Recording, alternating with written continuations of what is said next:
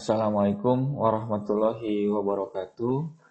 Puji dan syukur kepada Allah Subhanahu wa taala kita dapat melakukan perkuliahan walaupun secara daring. Pada hari ini kita akan masuk ke pertemuan ke-6 dan kita akan mempelajari berkaitan dengan budaya bermedia digital di era Society 5.0. Kita tidak bisa dipungkiri bahwasanya saat ini kita tidak lepas dari namanya gadget.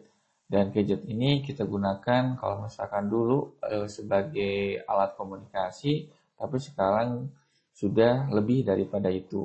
Kita akan lihat teman-teman sekalian berkaitan dengan bagaimana kita harus bijak dalam hal bermedia digital, kemudian bagaimana kita memanfaatkan media digital tersebut dan seperti apa sih budaya-budaya yang kebaruan dalam hal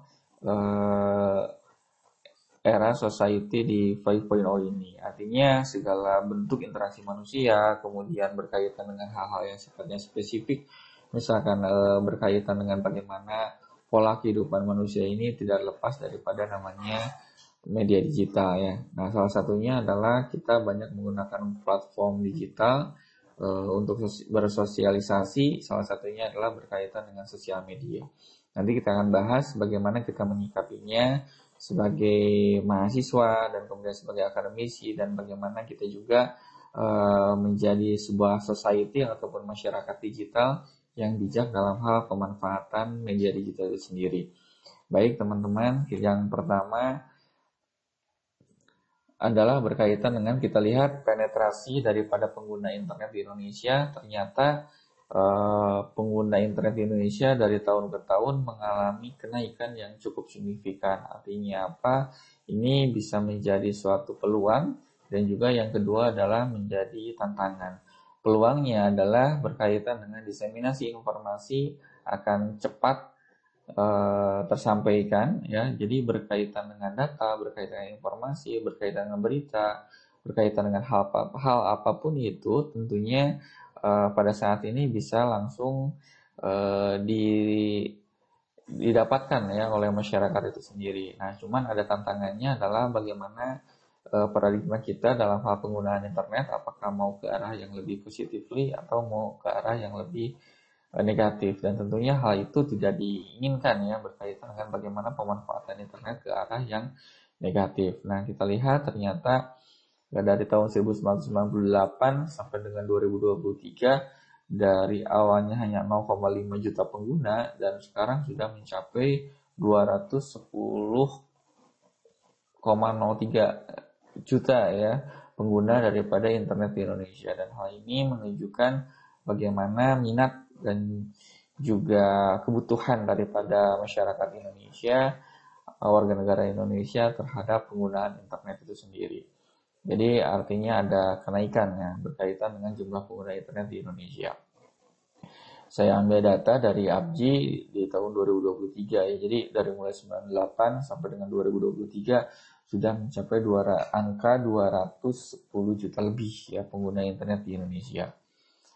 Nah, kemudian pemerintah kita banyak mensupport berkaitan dengan bagaimana kita bijak untuk bermedia. Salah satunya adalah bagaimana kita memanfaatkan media sebagai media literasinya. Nah, adapun ruang lingkup daripada literasi digital, yang pertama adalah berkaitan dengan menemukan dan mengkonsumsi konten digital.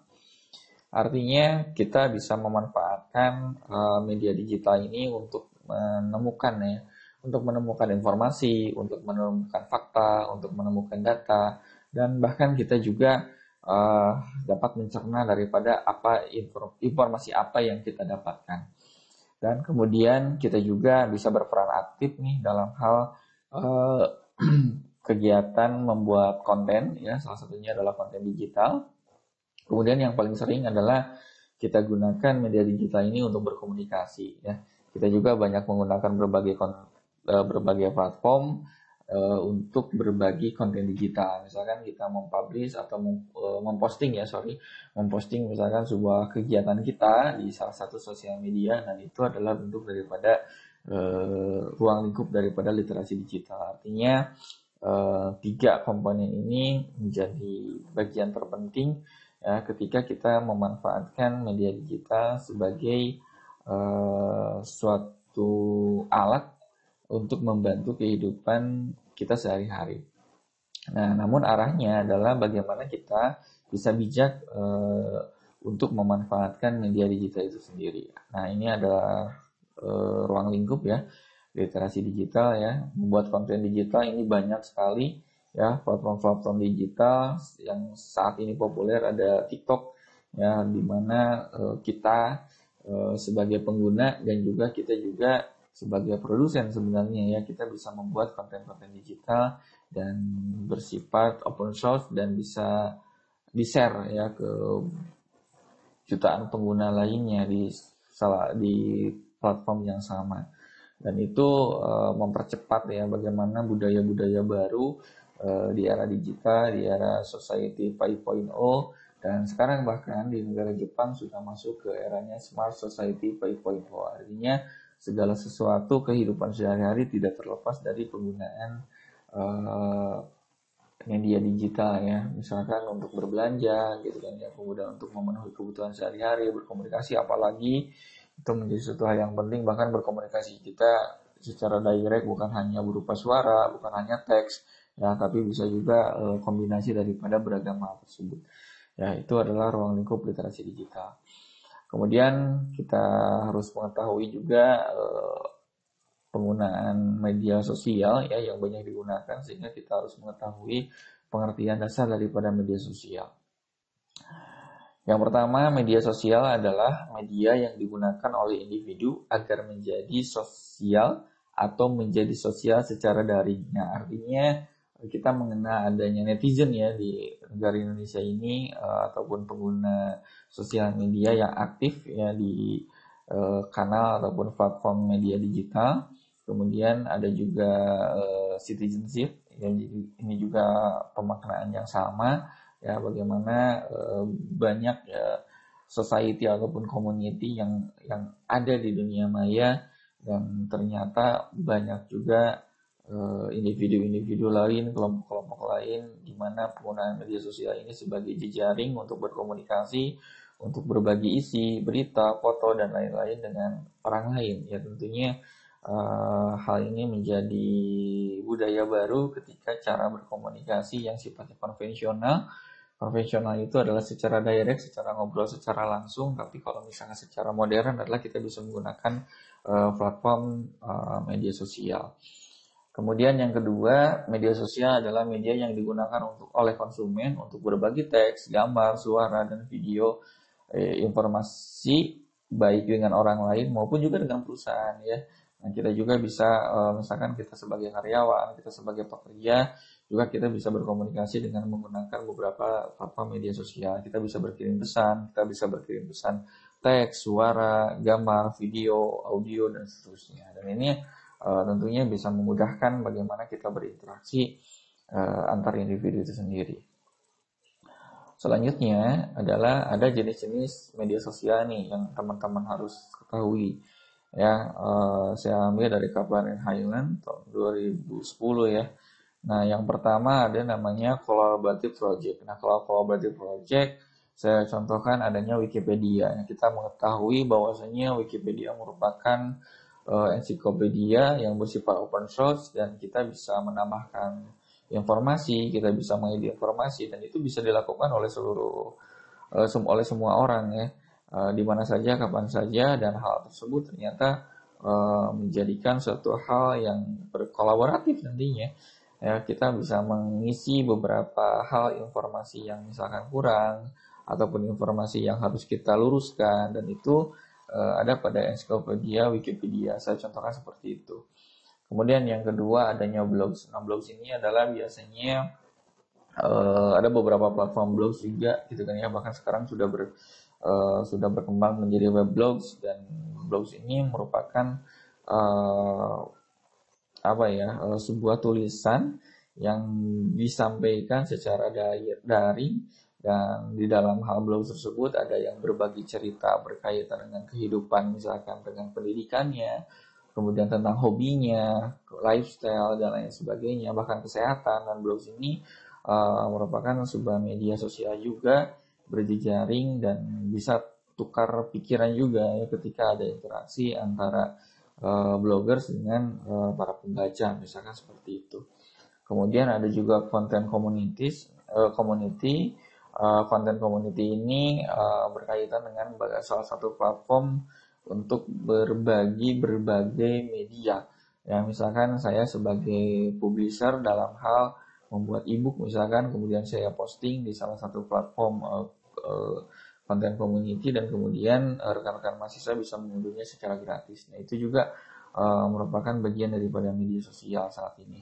Nah, ini yang paling terkena adalah yang keempat adalah berkaitan dengan social networking.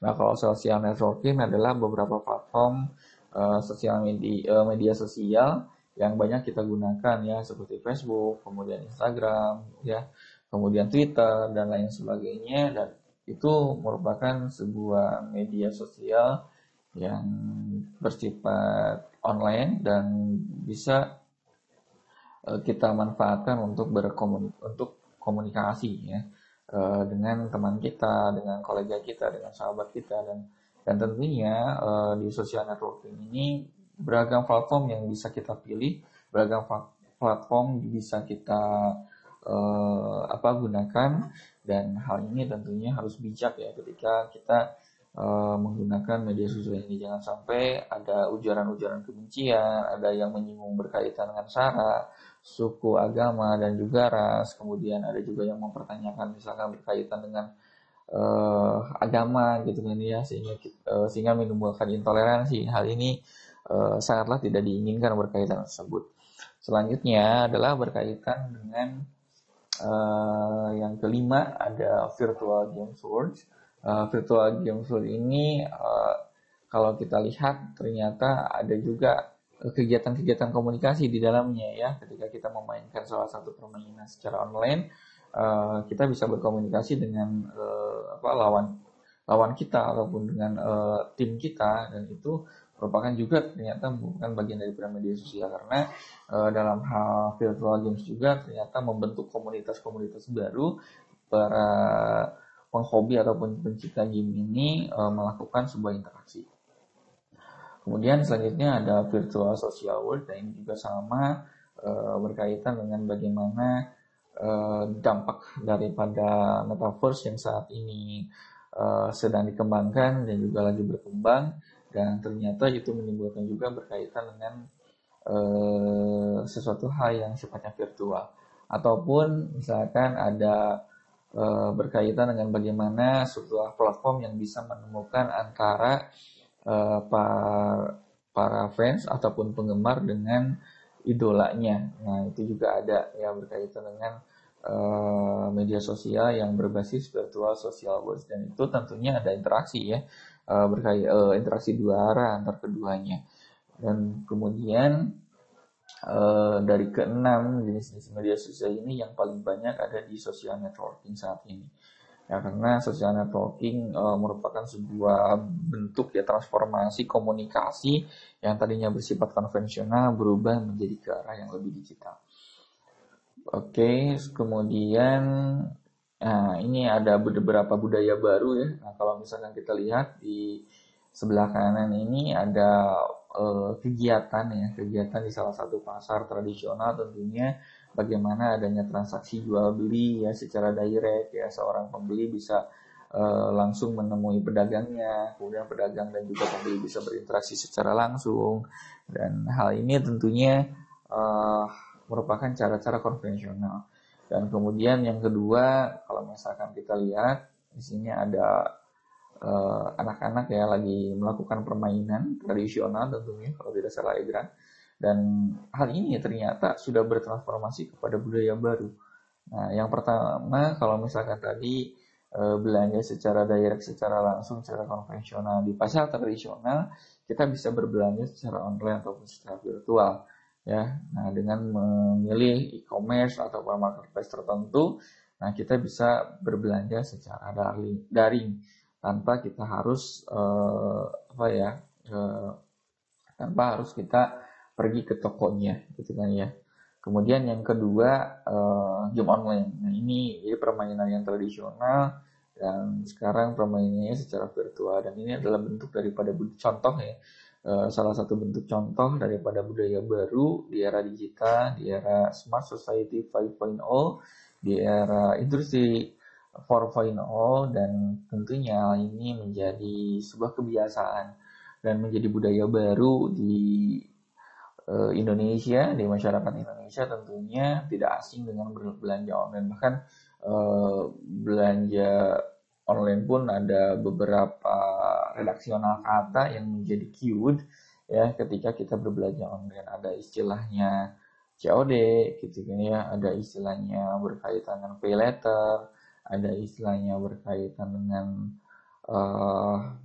apa ya, hal-hal yang memang transaksi yang bersifat konvensional berubah ke arah digital, dan memang hanya medianya saja ataupun ruangnya saja yang berbeda, tapi konsepnya adalah berkaitan dengan interaksi sosial yang sama gitu kan ya. Begitu pula dengan game online dan juga permainan tradisional ya, interaksinya berbeda.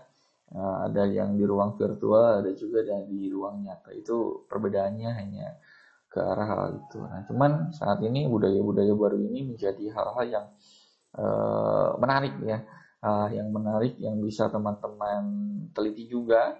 Misalkan sebagai sivitas akademika, tentunya teman-teman harus jeli bagaimana kita bijak untuk berbelanja secara online, bagaimana kita bijak dalam hal membuat bermain ya secara virtual. Jangan sampai kita lupa waktu, jangan sampai kita lupa berkaitan dengan apa yang menjadi kodrat daripada manusia itu sendiri ya, terlena dengan apa yang menjadi budaya baru saat ini. Dan tentunya sebagai akademisi yang mengkonstruk daripada nilai-nilai daripada keilmiahan, maka pada hakikatnya rekan-rekan mahasiswa ini bisa mempelajari berkaitan dengan hal tersebut ya, berkaitan dengan budaya baru. Nah ini adalah budaya-budaya baru yang mungkin akan terus berkembang dan pada saatnya kita akan menemukan beberapa era baru tentunya. Kemudian nah ini kita juga sebagai negara yang menjunjung tinggi daripada Bhinneka Ika, kita harus toleran terhadap keragaman budaya. Ya, keragaman budaya terjalin dalam semangat Bhinneka Tunggal Ika, menyatukan kita sebagai Indonesia, atau menyatukan kita sebagai bangsa Indonesia yang toleran terhadap suku, yang toleran terhadap agama, yang toleran terhadap beragam perbedaan yang ada, dan tetap kita harus menjunjung tinggi daripada keberagaman itu sendiri untuk menjadi suatu kesatuan negara, kesatuan Republik Indonesia. Kemudian sinergi budaya yang difasilitasi konektivitas digital untuk mewujudkan persatuan dan juga kesatuan bangsa. Jangan sampai timbulnya adanya intoleransi antar umat beragama, antar ras, dan hal ini menimbulkan konflik secara horizontal. Hal ini sangatlah tidak diinginkan, karena dengan adanya platform digital kita bisa memanfaatkannya untuk mendiseminasikan berkaitan dengan budaya lokal kita, kearifan lokal kita, bahasa lokal kita yang memang beragam, dan memang hal ini bisa menjadi sebuah value tersendiri bagi bangsa Indonesia itu sendiri. Kemudian pengaruh utamaan nilai-nilai kebinekaan yang didukung dengan upaya penghayatan nilai-nilai Pancasila, dan hal tersebut menjadi kunci utama dalam menjaga kesatuan dan juga persatuan bangsa dalam pemanfaatan teknologi digital. Dan ini tentunya menjadi sebuah konstruk ataupun bangunan yang kokoh ketika kita menjunjung nilai-nilai kebinekaan itu sendiri. Dan kami harapkan bagi rekan-rekan mahasiswa di program studi ilmu pemerintahan tentunya bisa memaknai ya, keberagaman itu adalah sebagai suatu anugerah. Ya, artinya jangan sampai kita paradigma kita untuk mengegaliterkan ya sesuatu keyakinan, misalkan kemudian sesuatu budaya, dan ternyata ada beberapa nilai-nilai yang memang kita harus toleran terhadap apa yang menjadi keberagaman itu sendiri. Dan teman-teman, intinya jangan sampai kita menggunakan media sosial untuk menghujat suatu budaya tertentu gitu ya, pakaian adat tertentu ya, warisan-warisan budaya tertentu, dan itu tidaklah dianjurkan ya ketika kita menggunakan media sosial untuk melakukan tindakan yang negatif ya, sehingga kita harus punya etika, karena etika itu akan menunjukkan sebuah attitude, dan attitude itu akan memberikan nilai positif ya bagi para pengguna daripada media sosial itu sendiri.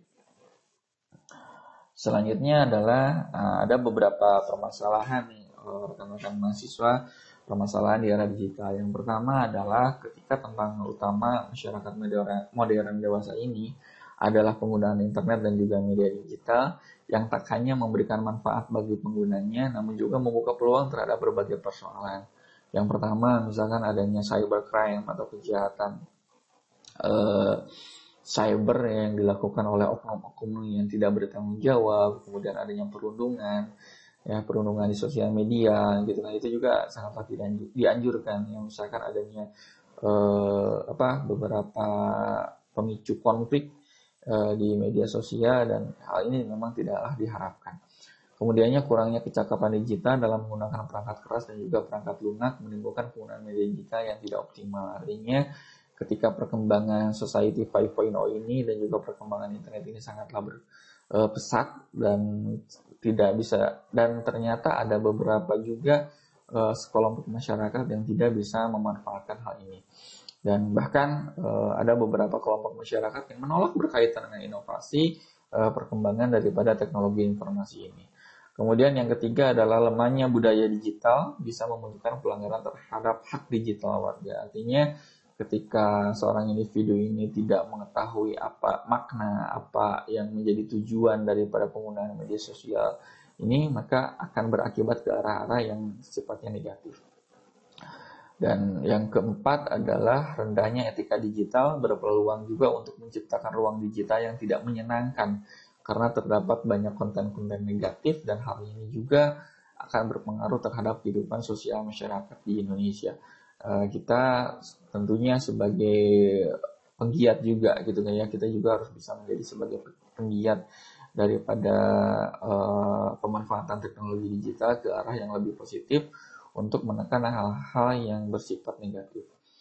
Kemudian rapuhnya keamanan digital berpotensi terhadap kebocoran data pribadi maupun penipuan digital. Nah, ini juga banyak kasusnya ya, berkaitan dengan adanya hack terhadap sesuatu akun tertentu, ya media sosial dan lain sebagainya, dan mengakibatkan adanya kebocoran data pribadi. Dan banyak juga masyarakat kita tertipu berkaitan dengan tertipu terhadap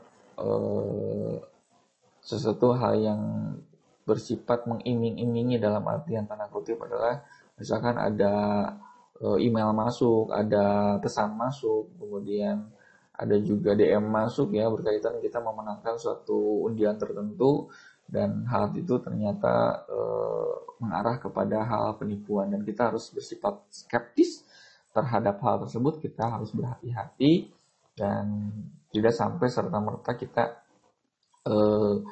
menerima ya berkaitan informasi yang kita dapatkan. Ternyata informasinya adalah salah, informasinya adalah hoax, informasinya berkaitan dengan kita dapat undian itu adalah bohong, dan ujung-ujungnya kita tertipu berkaitan dengan apa yang di-share oleh orang-orang yang tidak bertanggung jawab.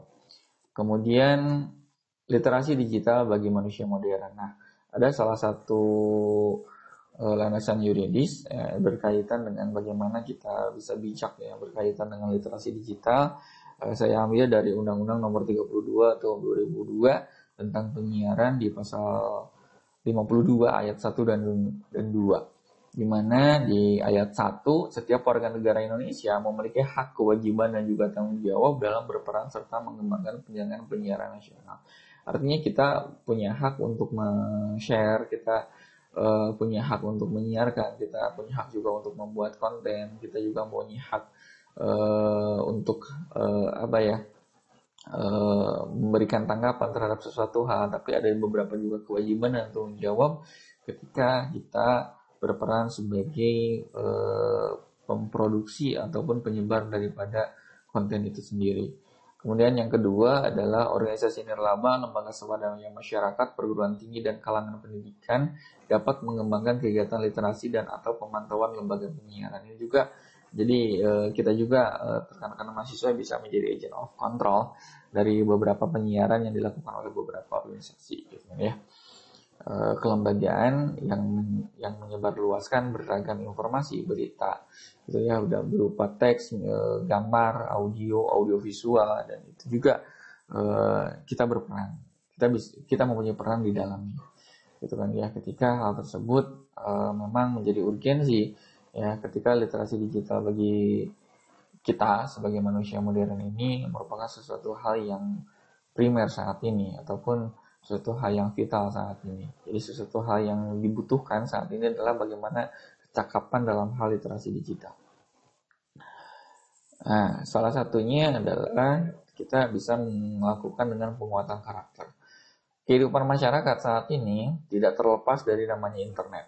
Kesukaan dan juga minat masyarakat dalam berkomunikasi melalui ruang digital, khususnya mempergunakan gadget, harus sesuai dengan konten yang bermanfaat bagi pengembangan diri, kecerdasan yang positif, bahkan berkaitan dengan pengembangan relasi. Dan hal ini tentunya kita harus bisa mencerna teman-teman berkaitan dengan apa yang akan kita buat, apa yang akan kita bagikan di ruang digital ini, dan ternyata hal ini akan berdampak kepada pengembangan relasi kita itu sendiri. Kemudian arus informasi yang datang dapat mempengaruhi pola pikir dalam diri seseorang ataupun individu. Ketika kita mendapatkan suatu konten negatif, ya kemungkinan pemikiran kita terkontaminasi terhadap hal tersebut, dan hal tersebut tentunya harus disembuhkan dengan cara apa? Dengan cara kita memfilter, kita mengolah, dan kemudian hal tersebut, ketika hal tersebut negatif, maka itu jangan kita sebarkan kembali. Kita juga harus bisa mencerna informasi yang masuk dari lingkungan, gitu kan ya. Baik lingkungannya ya tentunya adalah lingkungan ruang digital itu sendiri. Sehingga kemampuan mencerna informasi yang positif masuk dalam diri seseorang dipengaruhi oleh pendidikan karakter. Semakin seorang tersebut berpendidikan, maka dimungkinkan seseorang tersebut lebih berkarakter. Ya, berkarakter ini dalam artian seorang individu tersebut dapat salah satu cirinya adalah dapat membedakan mana sesuatu yang baik, mana sesuatu yang buruk. Nah, adapun kegiatan-kegiatan pendidikan karakter, saya ambil dari indonesiabaik.id, pendidikan karakter di sekolah. Misalkan adanya kegiatan ekstrakurikuler yang lebih bersifat kepada minat siswa dalam hal pengembangan diri. Misalkan seorang siswa tersebut sangat menyukai berkaitan dengan sepak bola, maka dia bisa masuk ke dalam kegiatan ekstrakurikuler di pengembangan dirinya lewat sepak bola. Kemudian kegiatan kokurikuler dengan menguatkan kegiatan intrakurikuler, ya salah satunya adalah di kegiatan belajar mengajar. Adapun kegiatan non kurikuler dan pembiasaan pendidikan karakter di sekolah, nah salah satunya adalah untuk penguatan karakter adalah upacara bendera nih. Ya mungkin kita masih ingat ketika kita masih SMA, ya kita lakukan upacara bendera setiap hari Senin, kemudian menyanyikan lagu wajib nasional tentunya dan juga daerah untuk meningkatkan kecintaan kita, ya cinta tanah air kita, dan kecintaan juga terhadap budaya lokal kita. Kemudian membaca buku non pembelajaran, ya ataupun cerita-cerita rakyat, refleksi dan doa bersama, ya sesuai dengan keyakinan itu untuk memperkuat daripada emotional quotient kita. Kemudian pendidikan karakter dengan orang tua, dan ini biasanya banyak dilakukan oleh para orang tua dan juga siswa di akhir pekan ya. Ini juga adalah kegiatan-kegiatan pendidikan karakter yang bisa dilakukan ya ketika Indonesia membutuhkan agent of change, agen pembaharu, dan agent of control juga dalam hal pengembangan daripada media digital ini. Selanjutnya, memahami kompetensi literasi digital. Nah, saya ambil dari cyberkreasi.id tentang 4 pilar literasi digital. Yang pertama ada digital skills, ya bagaimana kita sebagai sivitas akademika juga harus bisa memahami perangkat keras dan juga lunak daripada TIK serta sistem operasi digital. Kemudian yang kedua ada digital culture yang mampu membangun wawasan kebangsaan dalam berinteraksi di ruang digital. Kemudian ada digital etik ya, kita harus bisa menyesuaikan diri, berpikir rasional dan mengutamakan netiquette. Netiquette ini adalah berkaitan dengan etika ataupun etiket ketika bermedia digital.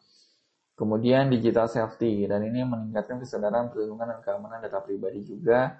Ya, bagaimana kita melindungi data pribadi kita berkaitan dengan akun daripada email, misalkan akun sosial media dan lain sebagainya. Bagaimana kita harus memproteksi dengan password ya, dengan password yang kuat dan seterusnya. Dan ini adalah beberapa pilar dalam hal literasi digital. Dan tentunya teman-teman mahasiswa ini harus bisa mengimplementasikan daripada 4 literasi digital ini. Dari mulai digital skill, digital culture, digital ethics, dan juga digital safety. Selanjutnya, konteks keindonesiaan warga negara digital. Nah, ada 3 hal yang saya ambil berkaitan dengan hal ini. Yang pertama adalah kita sebagai warga negara Indonesia ataupun warga negara digital, kita harus menyadari betul berkaitan dengan kita negara Indonesia sebagai negara majemuk, multikulturalis, dan juga demokratis. Ini adalah menjadi value tersendiri lah ya bagi kita sebagai warga negara Indonesia. Kita harus mengetahui bahwasanya kita harus paham bahwasanya negara kita adalah negara majemuk, negara kita adalah multikulturalis, dan juga negara kita adalah negara yang demokratis.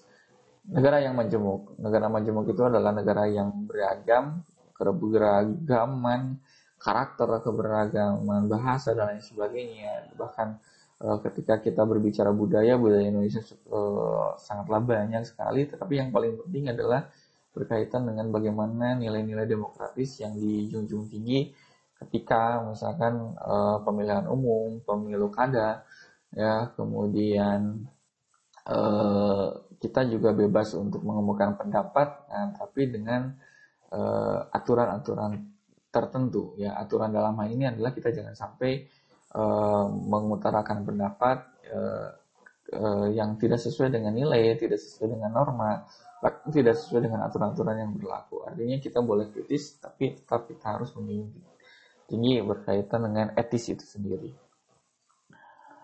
Nah, selanjutnya adalah pemahaman nilai Pancasila dan juga Bhinneka Tunggal Ika sebagai landasan kecakapan digital. Nah, jadi landasan kita adalah landasan berkaitan kecakapan digital kita adalah berlandaskan daripada Pancasila dan juga Bhinneka Tunggal Ika.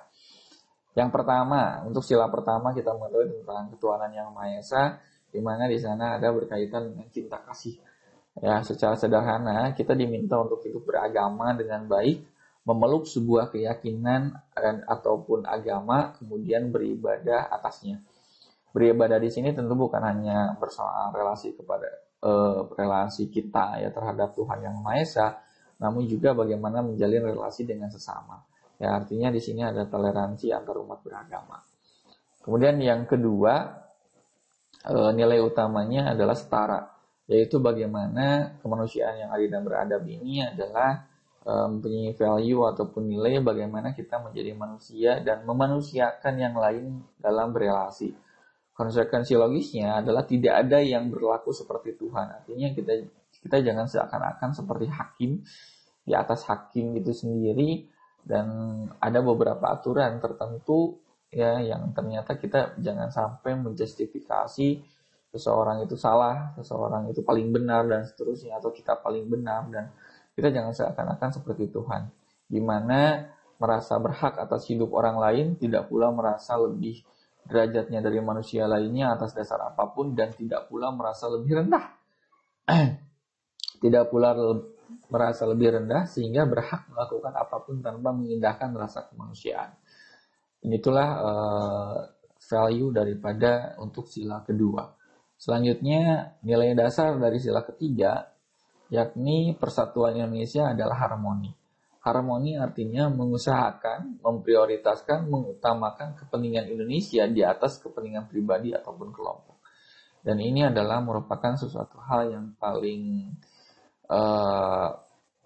esensial ya ketika persatuan Indonesia ini, bagaimana keharmonisan bernegara ini sangat diidamkan, ya sangat diinginkan oleh semua orang, gitu kan ya. Kemudian nilai utama dari sila keempat adalah berkaitan dengan demokratis.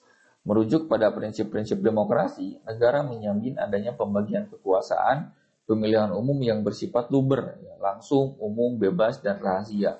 Manajemen lembaga publik yang terbuka atau transparan ini menjadi salah satu indikator ya kita menjunjung tinggi nilai Pancasila, khususnya adalah sila keempat. Dan terakhir adalah nilai utama dari sila kelima, nilai yang diutamakan adalah gotong royong. Ya, di mana keadilan sosial bagi seluruh rakyat Indonesia mempunyai makna bahwa kita berhak mendapatkan keadilan dalam hukum, keadilan dalam ekonomi, politik, juga kebudayaan demi terwujudnya masyarakat yang adil dan juga makmur.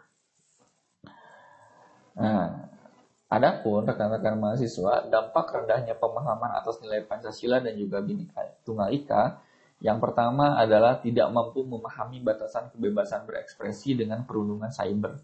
Ya, adanya perundungan cyber, ujaran kebencian, pencemaran nama baik, ataupun bahkan ternyata di beberapa media sosial orang banyak memprovokasi yang mengarah pada segregasi sosial ataupun perpecahan ataupun polarisasi di ruang digital. Dan hal ini adalah merupakan dampak rendahnya pemahaman individu ataupun kelompok terhadap nilai Pancasila dan juga Bhinneka Tunggal Ika. Yang kedua adalah tidak mampu membedakan keterbukaan informasi publik dengan pelanggaran privasi di ruang digital. Ini juga sama.